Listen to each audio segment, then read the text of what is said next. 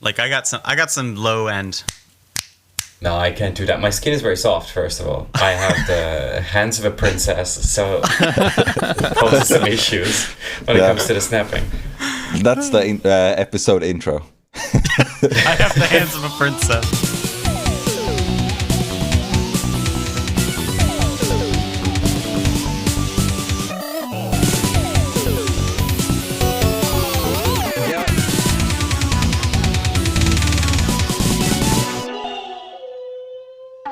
Welcome to the Visual Kei Podcast. I'm your host Frederick, also known as Welling Black, and with me today I have, as usual, your co-host Alexei.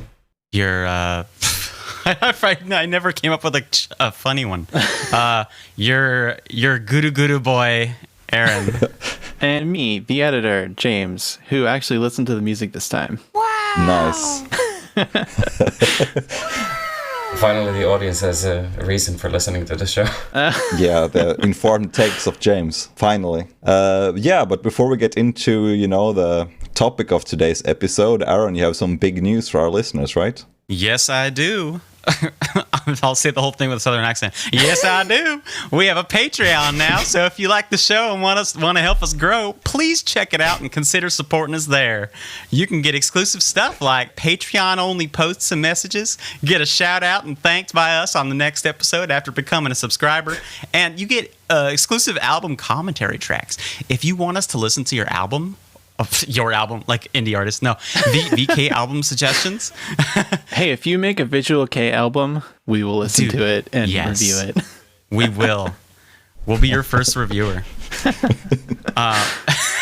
In addition to that, you also get exclusive content, stuff like unreleased episodes, outtakes, and mini episodes. We could do mini eps on like short run bands and stuff like that. Less discussion based stuff like more mini documentaries about maybe the genre itself.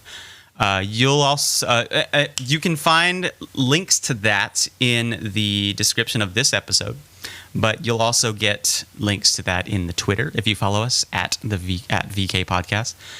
You'll also find that link in the VKPC channel on the vk.gy Discord. So stay tuned for that. Exciting things to come. Well, you sold me. I'm going to subscribe. Yeah, I'm going to subscribe to ourselves. Yeah, I'm going to unsubscribe from vk.gy's Patreon and subscribe to my own instead.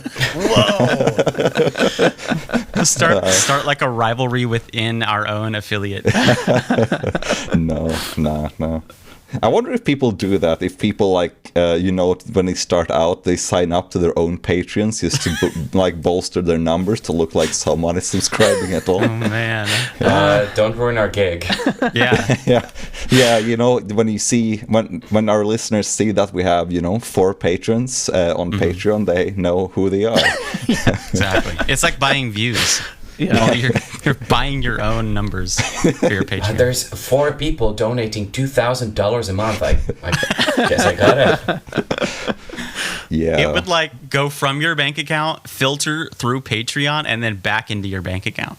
Exactly. With the cut that Patreon takes. So I'm sure they're all for this business model. Oh yeah. They'll be happy with it. Definitely. Yeah, so moving along, the topic of today's episode is a bit different from what we have done for the past couple of episodes. We have been focusing on single bands and doing sort of like a historical retrospective. And now we thought we would take a different angle, and we picked the topic, which is, I didn't expect this to be on Spotify. Basically, we went on streaming services and checked out different bands we know, and if we found something we didn't expect would be available, we thought, why not play to the rest of the crew and see what they think about it. I'm excited. Plus, I mean, the sort of the renaissance of VK bands getting put up on Spotify is pretty awesome. Yeah, I mean, there's a lot of things, like even old things that are, I didn't expect anyone to still care about. Like even the people who made it themselves, I didn't expect to care about. Right. It's on streaming services now, so it's pretty crazy. Oh, we should note that we keep mentioning Spotify, and we're not sponsored by Spotify, so Yet. we should actually say streaming services, because it's this stuff is probably up on Apple Music and stuff like that as well. It is. I only have Apple Music. Although we could be, in Yeah. case someone is Spotify's listening. Yeah, Yeah, Spotify just so sponsor Spotify knows. us. Yeah, if Yeah, you want to, please, God. Yeah, we will never mention another streaming service again in any episode if you sponsor us. Yeah, I had a hot take, but I think if I actually said it, we wouldn't get a sponsor from Spotify. Yeah, no, we love you, Spotify. Yeah, So we each picked one release that we found on streaming services from one artist, and we all listened to each other's picks. And I'm assuming, for the most part, a lot of this stuff neither of us have heard, so it's pretty fresh to some of us. We're just going to be talking about it and sort of reviewing it, and saying if we recommend it to other people to listen to, because it's very easy to access. And I believe we're starting with your pick, right, Frederick? yeah. So we will go straight into my pick for this episode, which is the mini album Regret by the band Kumo.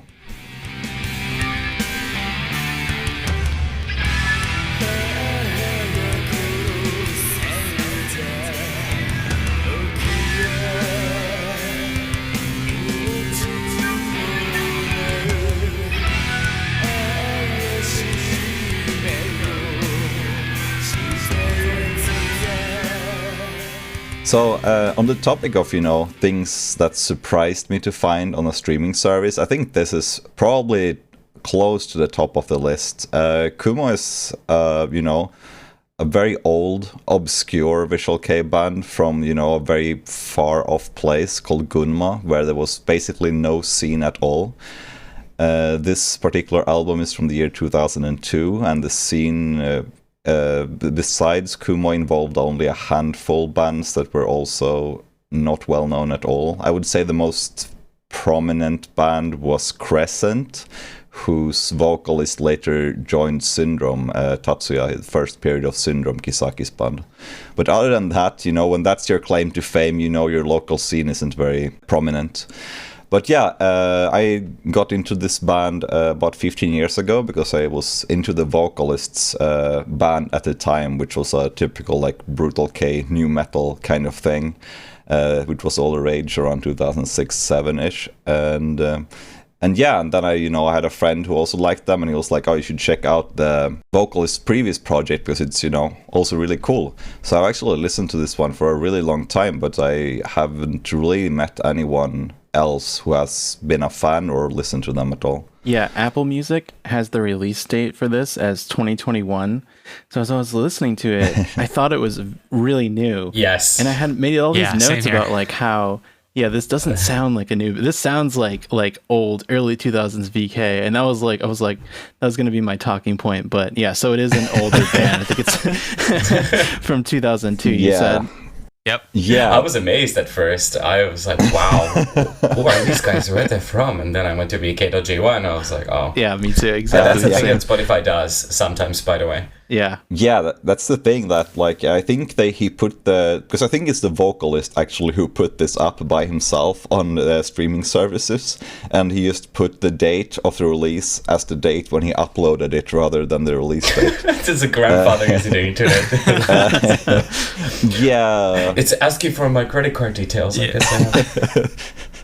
Yeah, and Maybe he thought it would get noticed that way, as opposed to posting up an old album. Maybe it gets buried in the algorithm, according to or it could be that he was and I think he was basically trying to bolster his current projects by having his old ones available, possibly. But yeah, anyway, I was going to say that this band's discography is really small. It's just this mini album and 3 demo tapes. Mm-hmm.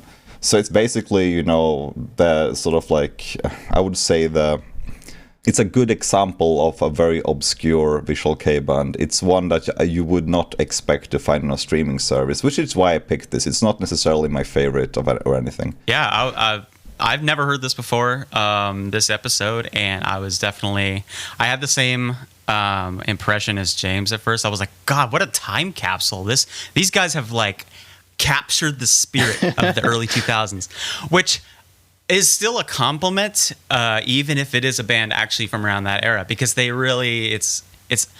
I'm surprised they never got any further than they did, because I really enjoyed this. It has a kind of a refreshing old school kind of flavor, but it didn't feel generic to me. It feels like it doesn't have that all nostalgia, no substance kind of feel. Like these are actually solid songs, great sort of atmosphere. It's hard to believe such a small band from the turn of the century still had members who wanted to put it online, because a lot of band members want to forget their old bands, and they're just like, there's the few that actually want to keep their stuff preserved, and I think that's pretty great. And also, based on their looks, I would have expected something lighter. I looked them up afterwards, and I'm like, this kind of looks like a kind of a Kote Osa kind of band. I would expect something a little more peppy, maybe pop punky, but it sounds like a dark kind of, almost like Mebius kind of feel. Like it sounds like the best that Matina had to offer at the time, even though it's not Matina. It reminded me of the old project of the guy from Nine Goats Blackout, Del Squell, or whatever it was. And that was literally just for one song, because then it starts to like oscillate with other types of stuff. It's one of those releases where they probably just put whatever they had. It reminded me a little bit of this band called Jikoku-e. Do you guys know that? Yeah, I love Jikoku-e. Yeah. Okay. Yeah, Kumo has kind of like an Angura vibe, because Jikoku-e is very Angura. Yeah, Jikoku-e are like kind of that boundary between non-VK goth and actual VK goth. Yeah. That weird, that edge case. Yeah. This band definitely does kind of have that feel. Yeah, there was a second here when it started to transcend that a little bit. And then for the later songs, it returned to the more comfortable Visual Kei mode, especially like the last track. Yeah, but it's clear that they have influences in plenty of VK bands, not actually like, not trying to really not fit in, I guess. Like they sound like some of the prime bands before the 2000s, sort of like a Ruage kind of feel. Yeah. One thing I wanted to bring up that I think could be significant is that they are from a countryside scene, a small countryside scene. Because the thing is that I think for 2002, this sound is slightly dated, I would say, already, especially the last 2 or 3 tracks. Like, it sounds more like something that would have been released in maybe like 98, 99 or such.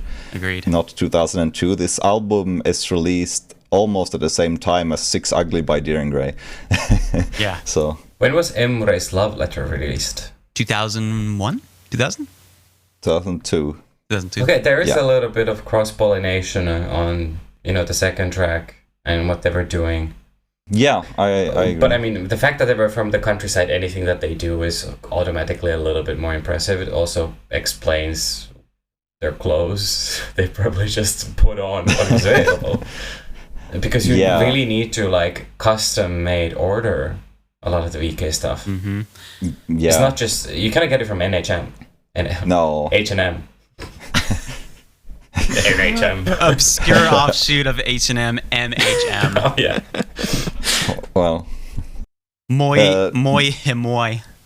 Yeah, like my opinion about this is that I think this is an extremely solid mini album, and I don't think a band from the countryside with no like previous experience before or since has any place releasing it, because it feels like a much more mature effort than what their experience would suggest.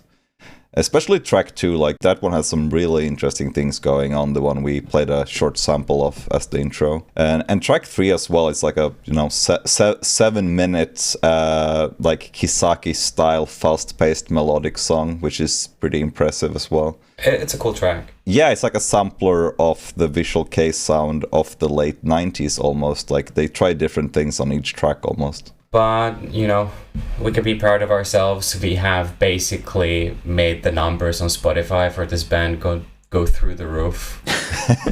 Us for listening to it must have at least doubled the current listener He's like, count. whoa, where'd all these listens come from? Holy shit, my old band is blowing up. He's going to call all the old members and say, guys, we have to reform. Dude, if he's on Twitter, I'll tag him when we post the episode. He is. They're listening to us all over the place. The US, Poland, Sweden. World tour coming up. But yeah, so just to sum it up, like, how would you guys feel? Like, would you recommend this to a VK fan? Yeah. Yeah. For a fan of VK from that era, yes. It's good stuff. It's a great underrated gem. Yeah, I actually really liked it. I'd recommend it too. And I'll check out more of them. You said there weren't that many more releases, but whatever's there, I'll check it out. Yeah, 3 demo tapes. Oh, okay. Yeah. His future band sounded different too. So, or the vocalists. Yes. Yeah, the vocalist band after this was called Glammy, or I guess it's called Glammy because it has reformed and it's a very sort of like typical heavy Brutal K kind of style band. Glammy is a good name. Yeah. Wasn't it Bio Glammy at some point? Yeah, it's very confusing. He has had multiple romanizations of his name. I think original was like all in kanji and it was called like Showa Gurami Kai or something like that. So yeah, it was like 8 no kanji. idea. They dressed in jumpsuits. I remember that. They did. They sure did. Yeah, green ones. Oh, I missed that fad. Yeah. I guess it's still around. A little bit. But it definitely had its heyday before. Okay, so we're moving on to the second pick, which is James's. Yeah, so I chose a very new release by a very new band. The band's called Noroi Miko, and the release is called Kyojitsu.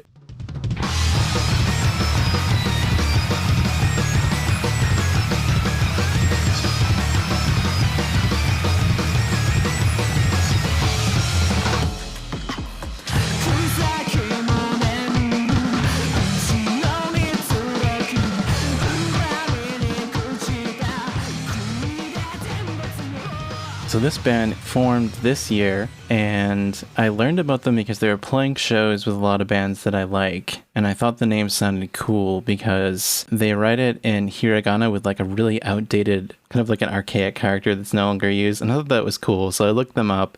So it's a 2-member band. The vocalist is Saori. She's from a band called Kalavinka, and then the other member is Namamushi, who dresses kind of like a monster, and he's from a band called Minus Jinsei Orchestra. I think he also dressed like a monster there too.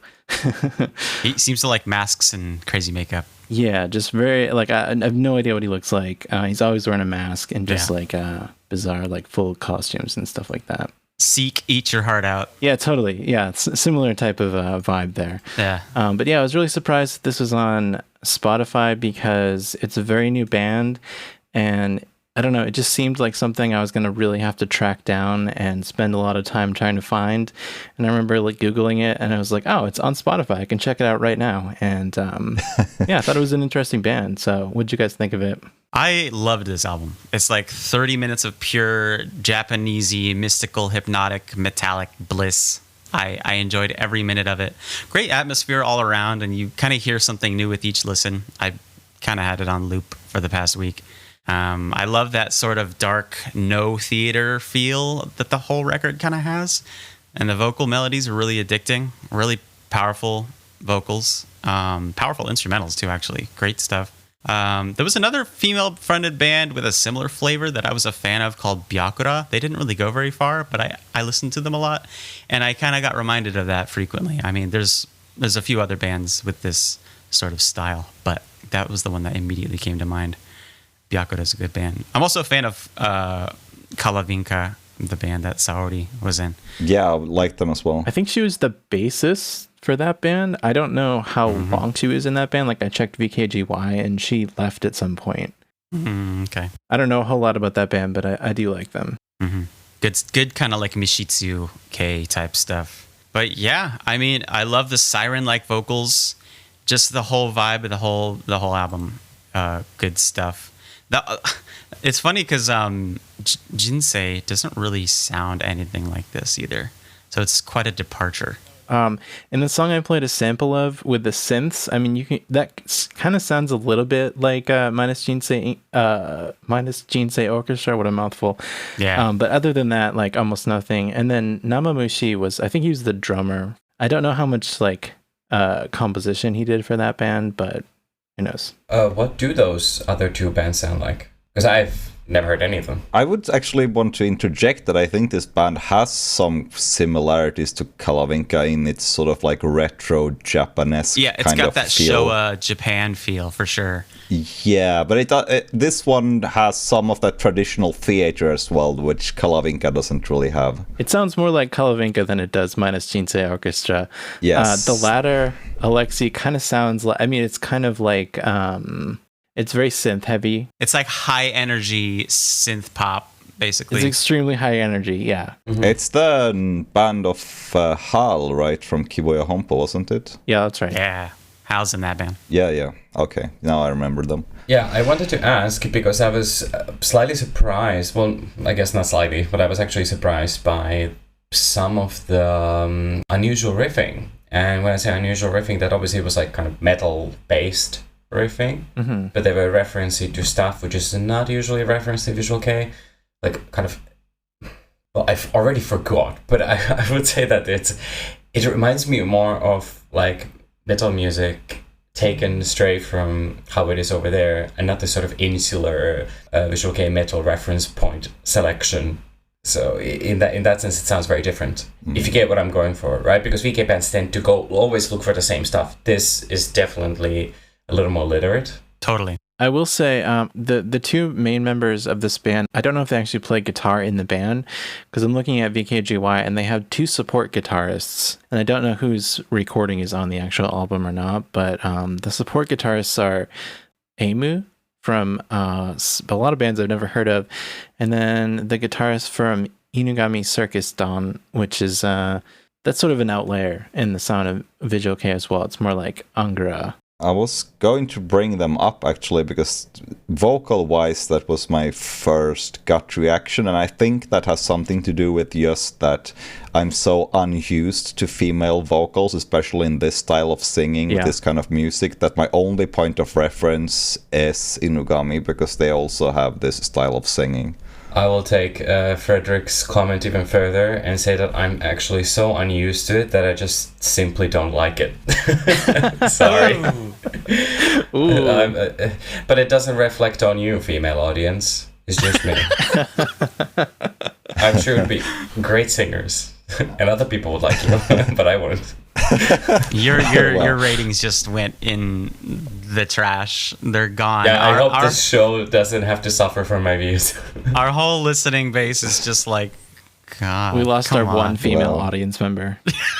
Yeah, I was actually also going to make a note of just how un-Visual Kei this sounds. Like Alexis said, this really feels like they're not taking much influence from Visual Kei. I feel like it's just coming from other places, and it shows because there's not a lot of VK tropes going on. Even though I was expecting, James to make some kind of Kagura joke with this, Frederick, you son of a bitch, you ruined my spot.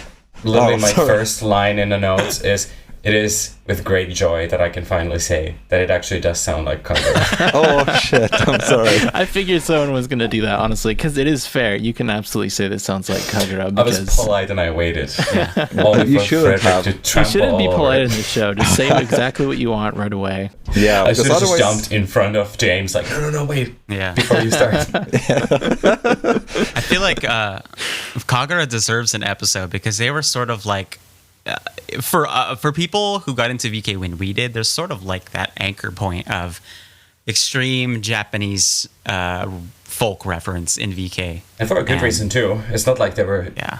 anyone before who made it their entire gimmick. Yeah, that was as popular as they were. I think maybe there were like Angara bands like Inogami and Dagashi Kashi. Well, the Dagashi were still kind of like post-punk. They never really delved into that sort of like kotos and... Yeah, I mean, I think in their image, they all wear kimono, so they look the part, but they play metal. Basically, I don't think it's like.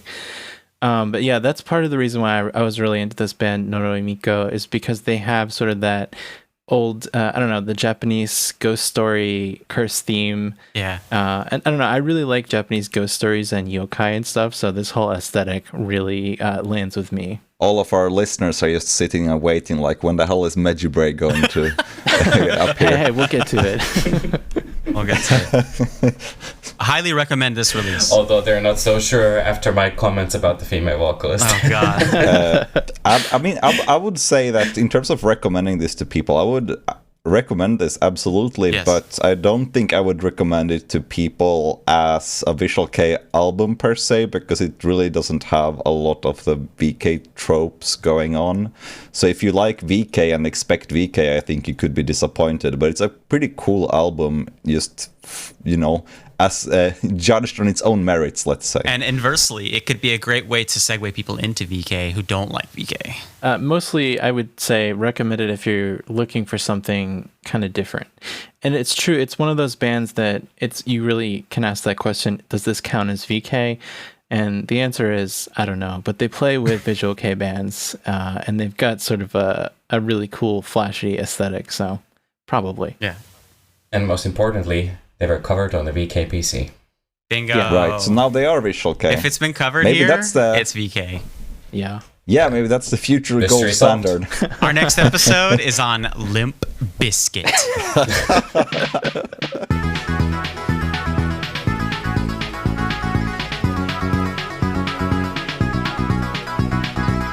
This episode of the Visual Kei Podcast is sponsored by Rare's Hut. If you're a regular listener, you already know that Rare's Hut is your source for rare and not so rare imported Japanese rock, metal, and Visual Kei outside of Japan. And you know how their prices compete with street prices in Japan, so you can save on import fees when you shop at Rare's Hut. But did you know that over the next 2 months, Rare's Hut will be hosting their final auctions ever? What? It's called Reminisce of Ideal. Starting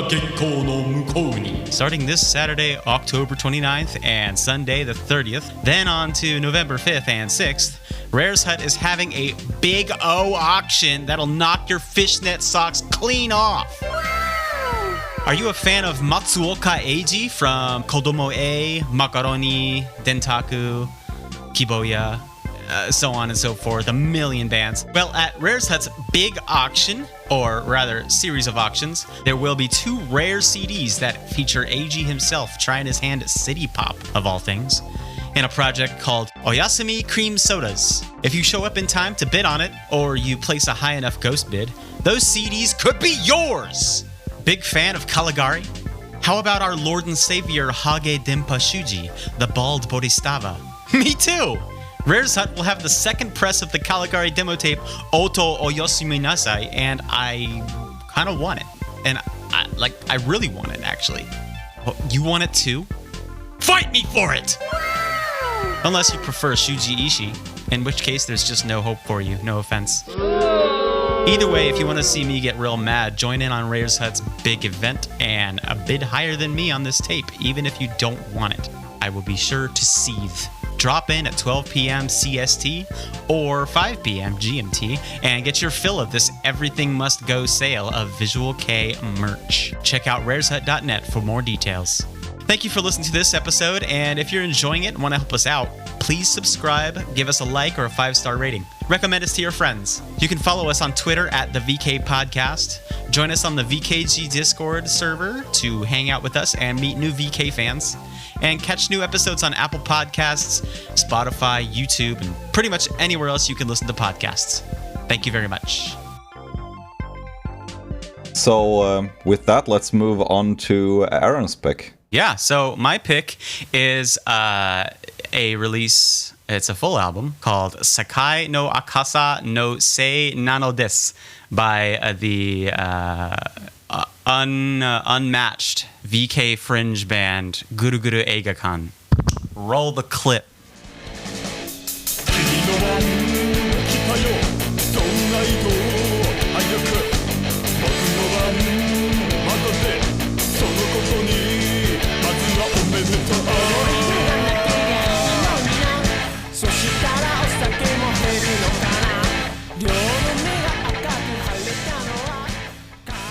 So, Guru Guru Eigakan is a band that I discovered, I'd say, in early 2000s sometime. And it was really hard to find their music online. They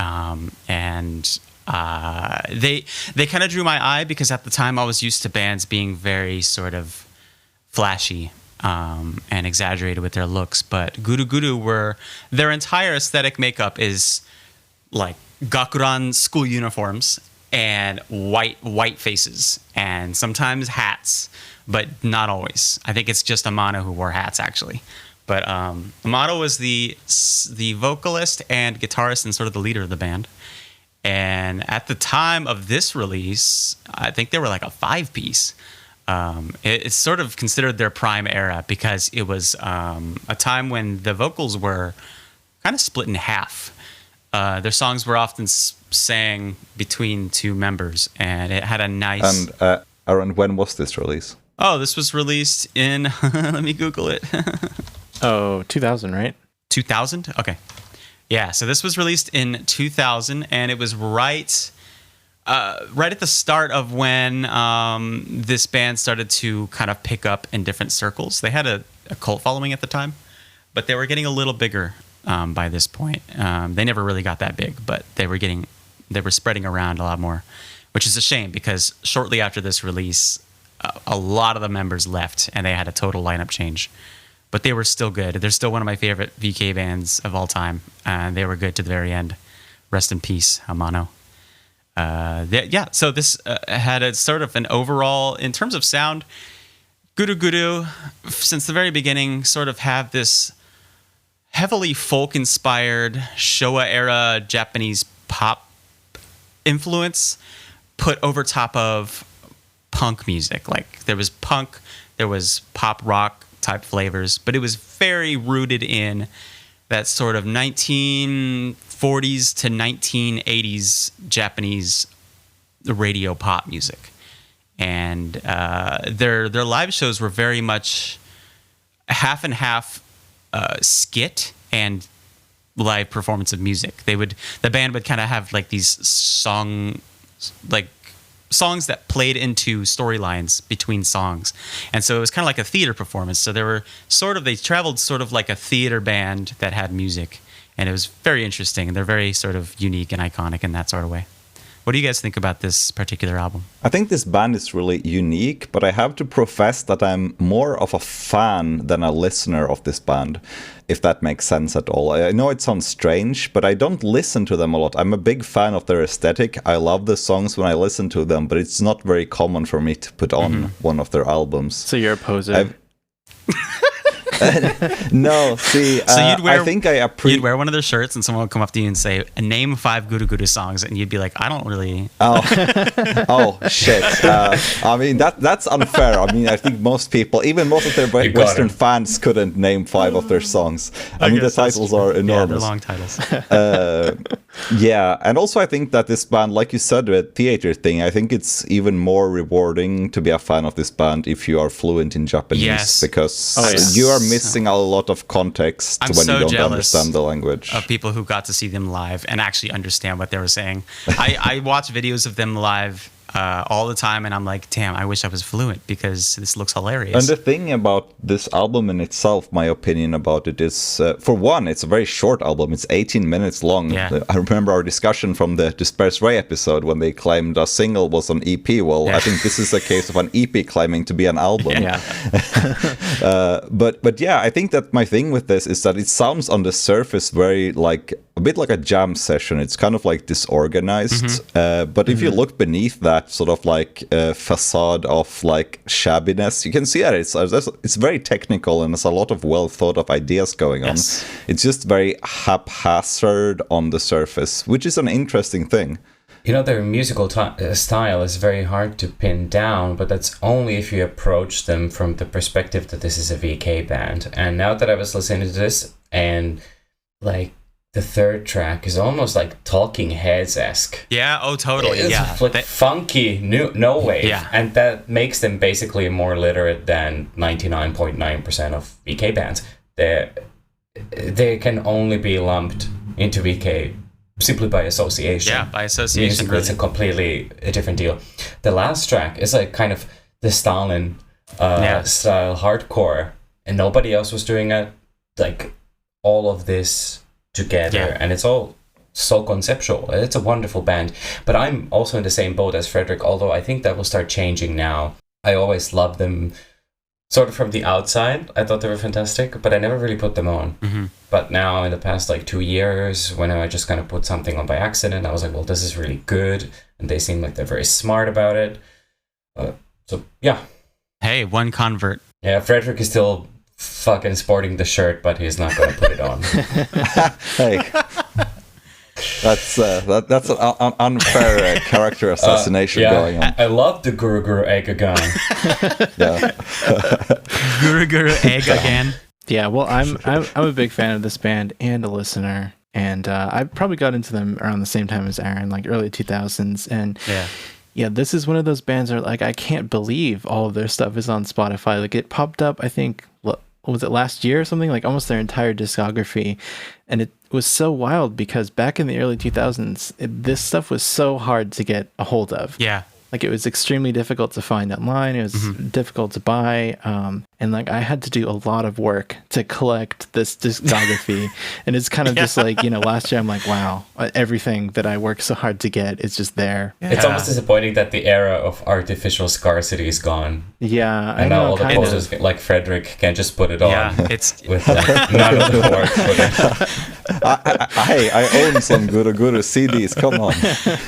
Yeah, it's going. Yeah, that scarcity is going away for sure. And it's like, I mean, they still have plenty of material that's not streaming yet. But the fact that these old releases are on there, if you told me Guru Guru was on Spotify, I would think, maybe their last few CDs. But this is classic era stuff. Yeah, it's like the deep cuts are on there. Yeah, the deep cuts. But yeah, just to bounce off a couple of things that you guys said. Well, the name of this band, it means like what? Spinning theater or something. So it's definitely, it makes sense that they have kind of a theater vibe to them. And yeah, during their lives, they had a lot of, it was like, stories and performances. And you can even hear that on the albums. Like the first track of this album is just them talking. Yeah. So it's a bunch of stuff like that. Also, if you notice in this album, there's a lot of experimentation with like stereo separation. Like you'll hear certain tracks and voices on one side of the audio or the other. And it has kind of a very 60s vibe to it. Because in the 60s, that's sort of when stereo recording was like fresh. Yeah, that's when people learned that they could make stereo recordings. So if you listen to like the Beatles, they always have like tracks where like the vocals are only on like one side or something and the guitar's on the other side, and this album totally captures that. So this album has like kind of a vintage vibe to it because of that. And I will say that's one of my favorite things about it, and also one of my least favorite things about it, because certain tracks like track 4, I think, has the drums hard panned all the way on the left side, and I hate that. I hate why would you pan the drums? That's I don't know. Like that's the one thing that like I can't even listen to that song because drums are just something like you really, in my opinion, you should not hard pan them to one side. Right. No, not the whole kit anyway. Yeah. Even the next track 5, there's an excellent use of stereo panning where like each guitar is on either side and they're kind of like complementing each other, like the melodies are like riffing off each other, and that sounds excellent. So it's both good and bad. It's one thing it's something I love and hate about this album. Yeah, they definitely went they kind of experimented around this time trying to sound retro, and it works in a lot of ways, but they were always sort of I think one of the reasons they stayed pretty underground is because they never really had a super mainstream style. Their music always sounded a little off center, and that's always sort of interesting. I honestly wonder who uploaded this music to Spotify, because this is well after the band had broken up. And the only thing I can think of is maybe it was a member of the band, or maybe someone associated with the production team or something like that. Because if you look at the copyright credits on the uploads, it says just AMG. And I don't, maybe you guys know, or maybe somebody who's listening knows what AMG is, but I have no idea. And I Googled AMG music, and it came up the All Music Group, which is I thought it was just a website, but it might be totally unrelated. So who knows? It's a mystery. I don't know, but it's the same person who uses their official Twitter account, I think, because it was announced on there. Oh. So I don't know. It may be one of the members of the band who still could be just holds the rights, or because I think they were released on different labels all these albums. So who knows? I mean, I think you mentioned it in passing, but I think it's also worth saying that the band disbanded in 2012, and the vocalist and leader sadly passed away the following year. Yeah. So we are unlikely to hear any more music by this band. Ever again. Nope. But they have a pretty enormous discography, so we will probably, if our listeners would be interested, get back to them at some point. Yes. If you liked this release, they actually get better. This is my pick from what was online, but it's not my favorite of theirs. If anyone who's listening, if you check them out, there's lots of good stuff. I think the ones I've listened to the most are like the late 2000s stuff, like 2007-8 period. Oh, yeah. So with that, I think we should move on to the final one, which is Alexis' pick.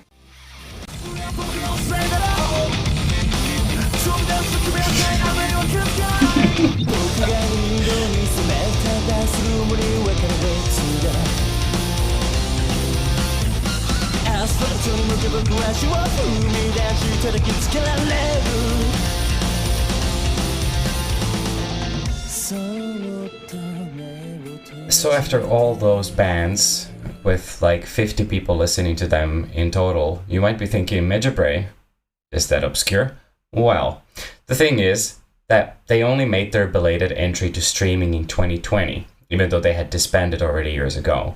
We can only speculate as to the reasons why, but it's probably safe to say that it has something to do with the fact that the band disbanded, as the two of the members decided to terminate their blood pacts with the Yakuza and flipped off the said Yakuza while in blackface on stage. Oh my God. So initially, their discography, when uploaded, was split into two different accounts, and then just one day mysteriously unified. So Medjugorje was formed in 2011 by the vocalist of Vanessa, Genki, who, after changing his name to Tsuzuku, recruited two other ex-Vanessa members, Koichi and Haruki, then Yuno from Tomb Factory, and a guy called Meto, whose gimmick was that he was in a wheelchair and used a doll called Ryona to speak for him in interviews. What? What? During the first 9 months... Yeah. During the first 9 months of their existence, they came out with 2 singles and a mini album, Slivers.exe, and that's the one that I forced the boys to listen to today. And as such, what do you guys think? I will let the other two go first because I think my opinion aligns the most with Alexis. Yeah, and also I imagine that you're the only one here who has ever heard these guys. Yeah. Yeah, I've never heard him before. My first thought when listening to this, when I put the first track on, when he's doing like the death voice. Oh, dear Lord. He sounds like Retsuko. There's a Netflix anime called Agretsuko or Aggressive Retsuko. Oh. You guys heard of it? Yeah. The cat with the metal face that freaks out. Yeah. No, it's a red panda. It's a red panda. Oh, that's right. I thought it was a Aaron. cat. I've never actually seen it. So I was listening to that, and all I could think about was Retsuko. And I can't say that's bad. I can't say that's a bad thing. Like I like that. Yeah, I like the cover. I like how they're just cuddling on the cover. That's a good cover. They're in a pile, yeah. Snuggling. I mean, you basically show all of your cards when you just kick the whole thing off with like the most blatant fan service ever. I didn't dislike it. I thought it was all right, and I enjoyed the guitars a lot. Like there was a really good solo in like almost every track. Yeah, and that's actually one of the reasons why when they're being called bland and generic, I really don't get it, because I mean they did beat their style to death a few times over, but Mia's guitar playing is very interesting. It's this kind of Tanbi power metal thing, but like truncated, and it uses metalcore techniques as like punctuation. There's a lot of pinch harmonics and jugs. Is it pretty? Not necessarily. But is it interesting? Probably. Yeah, I mean, I'm not a fan of all the sloppy auto-tune. That's fine. I can get over it. It's only small little bits, and it I kind of like that. You like it. Yeah. The whole time I'm just like, oh man, please, killing me. But honestly, I have issues with this release, but they're not big enough issues to slander it. I think it's really fun. It's a nice heavy metal kind of venture. Gets the heart rate going. And like you said about the guitars and the metal riffs, some of the songs start out feeling a little bit like Gilgamesh a little bit, but then you realize it has more of a sort of a classic metal feel, or maybe like a thrash influence, because it feels more on that side than it does feel like Garugamesh is like more nu metal than this, and it feels it's more technically interesting. And I think that's probably because the guitarist, wasn't he a roadie for Galnerius? They're like a heavy metal band. Yeah. Basically, it's like, it seems like he brought with him a lot of appreciation for that style of metal. And so that kind of does set it apart from other stuff like this. Those are the names that he name drops in interviews. Oh, and it's very obvious too. I would too. And that kind of, I mean, it kind of makes you think how they managed to rein him in and sort of control his worst impulses. Yeah. I mean, he could just go on a gallop and go off, but he doesn't do that. Right. But then in the solos on this mini album, he kind of does. Mm-hmm. He wouldn't do that later on, actually. Yeah. They started doing more like VK songs, like cleaner, more polished. Mm-hmm. This one is just ugly. Yeah. The drumming is really contrasting to his guitar playing because it's quite simple. Yeah. It's very taut and bone dry and mechanic. Yep. The guitars, it's clear this was a band with a virtuoso and the rest were along for the ride. It really feels like that. And you're saying that Suzuku is not a virtuoso? To me, he is. Yeah, It's a virtuoso of my heart. Hey, that's. I mean, he that's plays the strings in there. Yeah. Yeah, I mean, I feel like I should probably jump in with my opinion before, everything is, covered. Already done. Yeah, exactly. But, my opinion of this is that, Medjugorje absolutely is one of those bands that define the first half of the 2010s in Visual Kei, in my opinion. And it's well deserved because even if, I think when people say that they sound generic, I don't think they necessarily mean generic, but rather that they were sort of pretty in tune with what was popular at the time, but they had their own flair on it, which made it more interesting, I would say. It's not generic in the sense that it's, sounds like everything else. It's more like they were very in tune with what the sound that was going on at the time was. And I think they also single-handedly helped, invigorate the Western VK scene. Like, they started a whole new generation of fans when us guys were starting to get old and there was no new generation in sight. A lot of teens jumped onto the Medjugorje bandwagon. As for this EP itself, I think they hadn't really polished their sound fully yet, in my opinion. I think the following 2 years has their best stuff, in my opinion. But this is very good, and especially track 3 stands out to me, which is Kore o Ison Toyobu Nara. I would say it has some of the best vocal work by Suzuku of all time. You know why it stands out to you? No? Because it's ripped off from Dyran Gray's Vake. Oh, yeah. But I would say the vocal performance is better. It is lovely, and the solo is wild. Yeah. And just that I think that, the way that he delivers the vocals in this song, sort of like other vocalists would do, like our live rendition. Like, he does a lot of sort of almost like crying sounds, like he's crying while recording, which is pretty unusual. Usually they save that for the live setting. That was always his strength, and it's also not surprising to me that he got into Visual Kei with Dyran Gray's Vulgar when he came out, which he apparently heard in school from a schoolmate. And I think Kyo's sort of approach in bringing a lot of different tonalities into a song is something that he really took to heart. And he has that really gnarly live approach to Medjugorje, its entire run. So that's why the project that followed after Medjugorje isn't that big of a success, because he's just not a pop singer, hip hop artist, whatever. Just that's just not working out. Absolutely. And I have to say, this is definitely a band that we will make some episodes on their own in the future, because they are certainly deserving of that. Much to the misfortune of Aaron. I was going to say, I'm holding out hope based on what Frederick said, that this is not what you would consider their best. Because I hear sparks of interesting things, and I'm not the guitar solos. Yeah, mostly the guitars are so good. But in terms of the sound, this is not one of my favorite genres, but there are bands that have done it really well. Like one band I really like in this genre, and actually I would compare this band more to them than Garugamesh, is Deluhi. It's a band that went for a while, but they were basically metalcore like this, and they slayed. I love it. I love Deluhi, and so I feel like there were sparks in this that reminded me of Deluhi. It just wasn't quite there, you know. I think Deluhi would be the closest point of comparison. Yeah. Because there weren't actually bands that were playing this kind of sound, which did take the nu metal and the VK stuff at the same time. And Deluhi definitely did. For sure. Yep.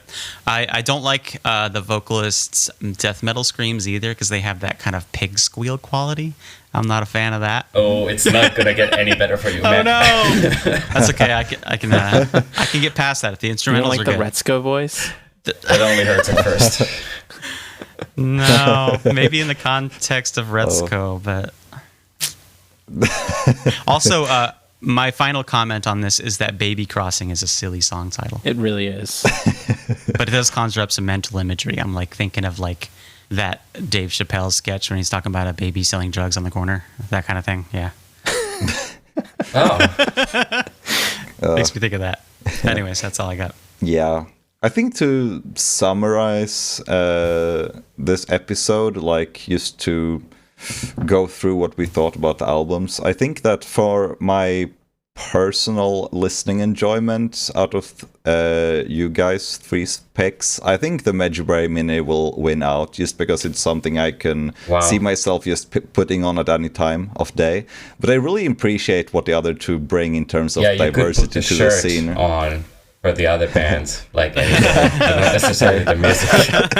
Hey, let me finish. Oh, that's good.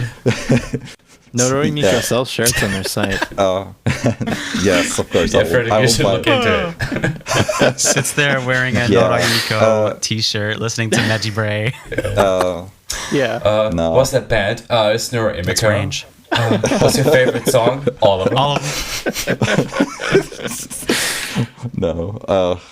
Yes, but yes, I will say that I really appreciate what the other two are bringing in terms of sound diversity to the scene, because the scene really does need that. And I can definitely see myself returning to them from time to time, but I think I'm just too much of a VK guy, so Medjugorje is my personal pick out of your three guys' selections. I would say, other than my own, of course. Your own is out of competition. You don't. Yeah, I can't go with my own. So I would actually go for. See, I understand what you're saying about Medjugorje, but at the same time, I feel like so many people are getting into VK through bands like Medjugorje, and I feel like not enough are getting into VK through bands like Kumo or Noroi Miko. Sort of weird bands that are a little off the beaten track.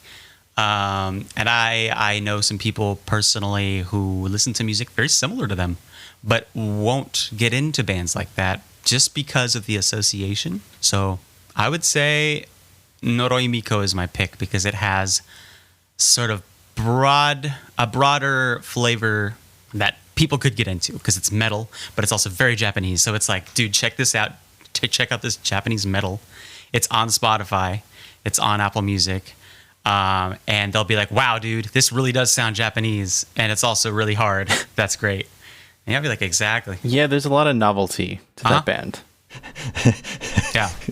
But the way you presented it sounded like someone was going to, pull out a baby metal CD at any point. I know, dude. It's like, have you heard this Japanese metal, dude? Check this out. Yeah. If you're not listening to baby metal, this is a good alternative. That's the one baby we're crossing out of this podcast. Nice. My pick would be Guru Guru Eiga-kan, but I feel bad picking that because I've listened to that the most out of any of these, and I've known them the longest. But I guess that's kind of what Frederick did with Medjugorje. So this is a pretty easy choice for me.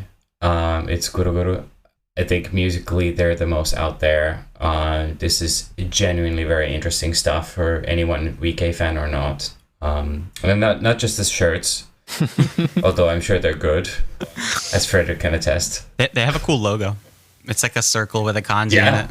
Yeah. Oh yeah. He's getting roasted so hard. This is the hardest Frederick's been roasted in one of our episodes, I think, ever. He's just looking very dejected. It's okay. He's got his thumb on the pulse of the listener base. We're all talking about this obscure bullshit, and Frederick is like, "This people might actually like this." And there's gonna be some tears on that shirt. Yeah. Yeah. Okay, so are we done? I have no more Is to that all? add. So Guru wins the episode. Yeah, I think Guru wins then, because it got 2 votes. So, I mean, it's fair in terms of what you would, in terms of what to recommend to a new person. I think that's a fair winner. Fair winner. Good job. So, thanks everyone for listening as usual, and I think we will just sign off with a Sayonara.